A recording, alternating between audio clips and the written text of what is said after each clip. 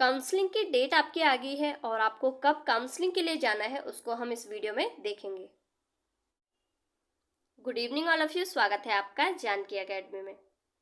आज की यह वीडियो आपके लिए उत्तराखंड डीएलएड के रिगार्डिंग बनाई जा रही है, जिसका कि आपका एग्ज़ाम जो हुआ था 25 मई 2022 को और इसका रिजल्ट जो आ गया था 1 अगस्त 2022 को। इस बार इसमें कट ऑफ भी काफ़ी हाई रही है, तो जिसका भी इसमें सिलेक्शन हो गया है उन सभी को मैंने बताया था कि आपको जल्द ही काउंसलिंग के लिए बुलाया जाएगा। तो काउंसलिंग की डेट भी सामने आ गई है। तो इस वीडियो में हम देखेंगे कि काउंसलिंग की डेट क्या है और किस अभ्यर्थी को कब काउंसलिंग के लिए बुलाया गया है और साथ ही कौन कौन से डॉक्यूमेंट आपको मंगाए गए हैं। इस बार जो डॉक्यूमेंट मंगाए गए हैं उसमें आपको डेट भी मेंशन दे रखी है कि उन डॉक्यूमेंट्स की जो वरीयता है वो इस डेट से इस डेट तक होनी चाहिए। वो हम देखेंगे आगे वीडियो में, तो आप वीडियो को अंत तक जरूर देखें। काउंसलिंग के रिगार्डिंग एक वीडियो मैंने आपको पहले भी दिया है, लेकिन इस बार की काउंसलिंग में कुछ चेंजमेंट किया गया है आयोग के द्वारा, तो उसको हम इस वीडियो में देखेंगे कि क्या चेंज किया गया है, कौन कौन से डॉक्यूमेंट अब की बार मंगाए गए हैं और कौन से नहीं मंगाए गए हैं। तो देख लेते हैं इसमें सबसे पहले क्या दिया गया है कि परीक्षा में सफल अभ्यर्थी द्वारा उत्तराखंड विद्यालय शिक्षा परिषद की विज्ञप्ति में उल्लेखित शैक्षिक अर्हता एवं अन्य से संबंधित समस्त प्रमाण पत्रों की जांच समिति के सम्मुख अनिवार्य रूप से प्रस्तुत करनी होगी। सबसे पहले तो यह है कि आपको जो भी डॉक्यूमेंट मंगाए गए हैं उनकी अनिवार्य रूप से वहां पर उनको प्रस्तुत करना होगा। वो कौन कौन से डॉक्यूमेंट हैं वो आप देख लीजिए। इसमें पहला है हाई स्कूल का अंक पत्र, फिर हाई स्कूल का प्रमाण पत्र, इंटर परीक्षा का अंक पत्र, इंटर परीक्षा का प्रमाण पत्र और स्नातक परीक्षा का अगर वर्ष के अकॉर्डिंग आपने किया है तो उसका, और अगर सेमेस्टर वाइज आपका जो ग्रेजुएशन हुआ है तो उसका अलग सा अंक पत्र जो है वो सभी आपको लेके जाने हैं। और साथ ही स्नातक परीक्षा का प्रमाण पत्र आपके पास होना चाहिए। इन सभी डॉक्यूमेंट्स के साथ साथ यहाँ पे दूसरे नंबर पे जो आपको डॉक्यूमेंट्स मंगाए गए हैं वो भी देख लेते हैं। वो है अगर आपका SC, ST, OBC या फिर EWS इन चारों कैटेगरी में से किसी भी कैटेगरी में सिलेक्शन हुआ है तो उसके लिए आपको प्रमाण पत्र भी उसका लेके जाना अनिवार्य है। और इस बार उसकी डेट भी मेंशन की गई है कि कब से कब तक वो अनिवार्य माने जाएंगे।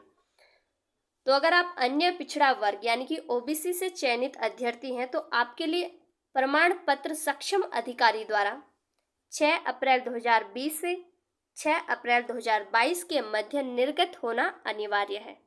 यह आप अपने प्रमाण पत्र में देख लें।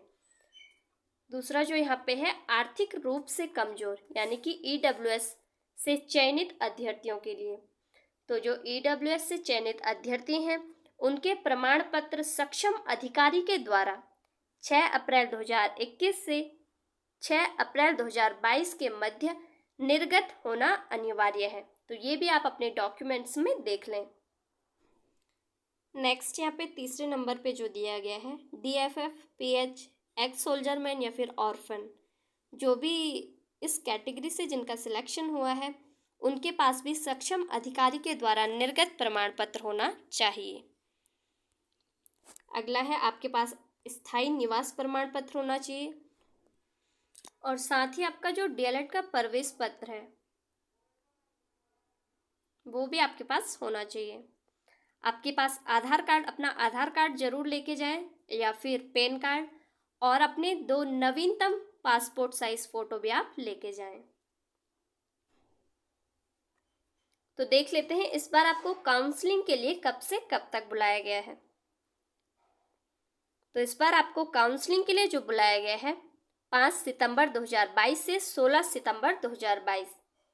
ये डेट आपको याद रखनी है कि आपका जो काउंसलिंग होगा वो 5 सितंबर 2022 से 16 सितंबर 2022 के बीच होगी।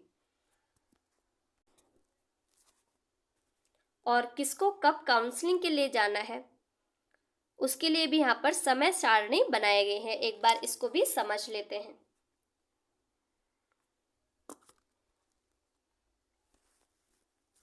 तो जो विज्ञान वर्ग वाले हैं उनको काउंसलिंग के लिए बुलाया गया है 5 से 9 सितंबर के बीच। 5 से 9 सितंबर के बीच विज्ञान वर्ग के अभ्यर्थियों को बुलाया गया है और उनको किस हिसाब से जाना है वो भी यहाँ पे देख लीजिए।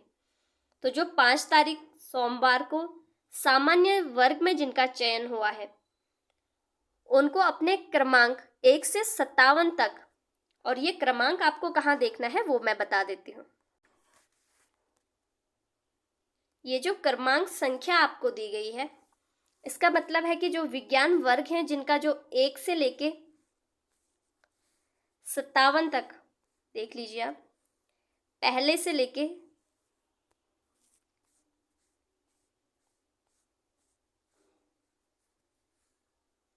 57 राहुल सिंह नेगी, यहाँ पे तक जिनका भी इस बीच नाम आता है इन सभी को 5 सितंबर के दिन काउंसलिंग के लिए पहुंचना है। आगे भी आपको अपने क्रमांक देख लेने हैं और इसके अकॉर्डिंग मैं आपको बताती जाऊंगी कि जो काउंसलिंग की समय सारणी है उसमें किसका नाम किस दिन दिया गया है। नाम वहां पे नहीं दिया गया है, वहां पे आपको ये क्रमांक देखने हैं। मैं उम्मीद करती हूँ कि आप समझ चुके होंगे कि 5 तारीख को जो अभी मैंने आपको दिखाया था कि जो आपके रिजल्ट आया है उसमें आपका क्रमांक 1 से लेके 57 तक जिनका भी नाम आता है उन सभी को 5 सितंबर सोमवार के दिन जिनका भी जनरल कैटेगरी में सिलेक्शन हुआ है और उनका क्रमांक 1 से 57 तक का है, उनको 5 सितंबर को काउंसलिंग के लिए जाना है। उसके बाद है 6 सितंबर मंगलवार के दिन, वो भी अपने रिजल्ट में ही अपना क्रमांक देखे, जो जिनका भी 58 से लेके 114 तक, 58 से लेके 114 तक जिनका भी उस क्रमांक में नाम आता है और वे सभी भी सामान्य वर्ग यानी कि जनरल कैटेगरी से हैं, उनको 6 तारीख को काउंसलिंग के लिए जाना है। उसके बाद है 7 तारीख को किन किन को जाना है, वो भी सामान्य कैटेगरी के से ही हैं और उनका क्रमांक है, क्रमांक देख लीजिए आप, सबसे इम्पॉर्टेंट क्रमांक ये है यहाँ पे 115 से 173, जिनका भी आपके रिजल्ट में क्रमांक 115 से 173 के बीच जिनका भी नाम आता है उन सभी को 7 तारीख को काउंसलिंग के लिए जाना है और वो विज्ञान वर्ग वाले हैं। ये भी आप देख लें, विज्ञानोत्तर वर्ग वालों का बाद में नंबर है। आगे देखते हैं 8 तारीख को, देखिए आप 8 को जाना है जिनका कि सिलेक्शन अनुसूचित जनजाति और अनुसूचित जाति और अनुसूचित जनजाति में जिनका सिलेक्शन हुआ है और वो अपना क्रमांक देख लें, उनका क्रमांक है 174 से 228, ये अनुसूचित जाति वालों का है और अनुसूचित जनजाति 229 से 241, जिनका भी जो रिजल्ट आया है उसमें ये क्रमांक आप अपना चेक कर लीजिए। अगर आपको फिर भी समझ नहीं आता तो आप कमेंट बॉक्स में कमेंट कर सकते हो, मैं आपको बता दूंगी अगर आपके फिर भी समझ नहीं आया हो तो। वैसे तो मैं समझती हूँ कि आपको समझ आ गया होगा। और उसके बाद है 9 तारीख को किन्हें जाना है, 9 तारीख को जाना है शुक्रवार के दिन आर्थिक रूप से और अन्य पिछड़ा वर्ग यानी कि EWS और OBC कैटेगरी में जिनका भी सिलेक्शन हुआ है उनको 9 तारीख को बुलाया गया है। तो OBC वाले देख लें जिनका कि 242 से 285 क्रमांक और EWS वाले जो हैं वो देख लें अपना क्रमांक 286 से 313, ये सभी 8 साइड वालों का था।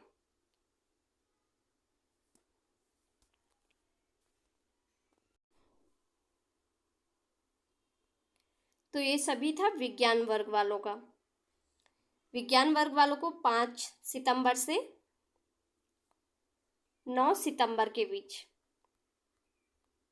काउंसलिंग के लिए जाना है और उसके बाद 12 से 16 सितंबर के बीच 8 साइड यानी कि विज्ञानोत्तर वर्ग वालों को काउंसलिंग के लिए बुलाया गया है। अब हम विज्ञानोत्तर वर्ग वालों का भी देख लेते हैं। विज्ञानोत्तर वर्ग यानी कि 8 साइड वालों को 12 तारीख को किन किन को जाना है एक बार ये देख लें। 12 तारीख को जो जनरल कैटेगरी में जिनका सिलेक्शन हुआ है वे भी अपना क्रमांक 1 से 57 यानी कि फिर वैसी एक बार बता देती हूँ। फिर ये जो विज्ञान वर्ग वालों का रिजल्ट है इसमें आप देखिए 1 से सूरज सिंह का नाम पहले नंबर पे और उसके बाद आपको देखना है 57 तक।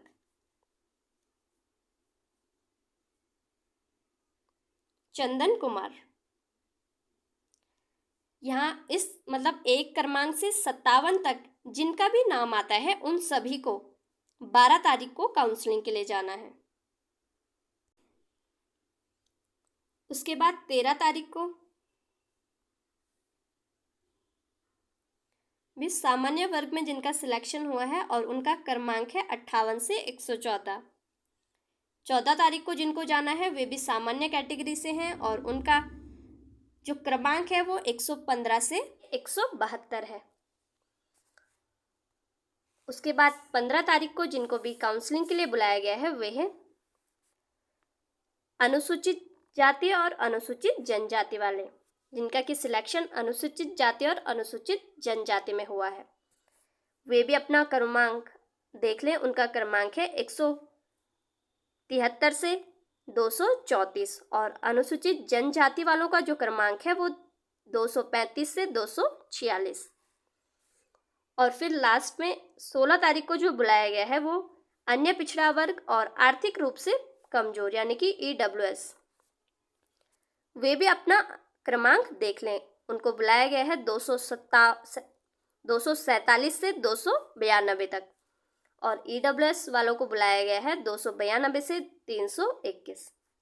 उम्मीद करती हूँ कि मेरे द्वारा बताई गई ये समय सारणी आपकी समझ में आई होगी। अगर फिर भी आपका कोई डाउट रह जाता है तो आप कमेंट बॉक्स में पूछ सकते हो। आगे देख लेते हैं कि आपको काउंसलिंग के लिए जाना कहाँ पे है। CERT उत्तराखंड द्वारा काउंसलिंग कार्यक्रम का आयोजन राज्य शैक्षिक अनुसंधान एवं प्रशिक्षण परिषद उत्तराखंड ननूर खेरा देहरादून के सभागार में उपयुक्त संकलन तालिका के अनुसार प्रस्तावित है। तालिका में अंकित तिथियों के अनुसार ही अभ्यर्थी काउंसलिंग प्रक्रिया में वांछित समस्त मूल प्रमाण पत्रों और अभिलेखों सहित स्वयं उपस्थित होंगे। अभ्यर्थी इन प्रमाण पत्रों एवं अभिलेखों की स्वप्रमाणित एक छाया प्रति यानी कि आपको फोटोकॉपी और अपना ओरिजिनल डॉक्यूमेंट दोनों ही लेके जाने हैं और साथ ही पासपोर्ट साइज 2 नवीनतम फोटो वो भी आपके लिए अनिवार्य है। और साथ ही काउंसलिंग में आने से पूर्व अभ्यर्थी अनिवार्य रूप से सुनिश्चित कर लें, एक बार ये भी आप देख लें कि 1 जुलाई 2022 को अभ्यर्थी की आयु 19 से कम और 30 से अधिक ना हो, अर्थात अभ्यर्थी की जन्म तिथि 1 जुलाई 1992 से पूर्व और 1 जुलाई 2003 के बाद की न हो। भूतपूर्व सैनिकों एवं आरक्षित वर्ग के अभ्यर्थियों को कार्मिक विभाग के शासनादेशों के अनुरूप अधिकतम आयु सीमा में छूट प्रदान की जाएगी, लेकिन न्यूनतम आयु सीमा में किसी भी प्रकार की छूट मान्य नहीं होगी। साथ ही ये भी बोला गया है कि विज्ञप्ति जारी होने की तिथि जो कि 6 अप्रैल 2022 से पूर्व अभ्यर्थी द्वारा भारत में विधि द्वारा स्थापित किसी भी विश्वविद्यालय से संबंधित चयनित उपवर्ग के अनुसार निर्धारित विषय या विषयों में स्नातक परीक्षा उत्तीर्ण कर ली गई हो, ये भी आपको सुनिश्चित कर लेना है। और तीसरा जो यहाँ पे सुनिश्चित आपने करना है वो है आरक्षित श्रेणी में चयनित अभ्यर्थी के पास संबंधित श्रेणी यथा अनुसूचित जाति, अनुसूचित जनजाति, अन्य पिछड़ा वर्ग या आर्थिक रूप से कमजोर का सक्षम अधिकारी द्वारा निर्गत प्रमाण पत्र आपके पास होना चाहिए। तो ये सभी आप अपने काउंसलिंग में जाने से पूर्व ही सुनिश्चित कर लें। और साथ ही आपको कोविड-19 की जो गाइडलाइंस है उसका भी पालन करना है, जिसके लिए यहाँ पे दिशा निर्देश दिए गए हैं। उम्मीद करती हूँ कि यह वीडियो आपके लिए काफ़ी हेल्पफुल रहा होगा।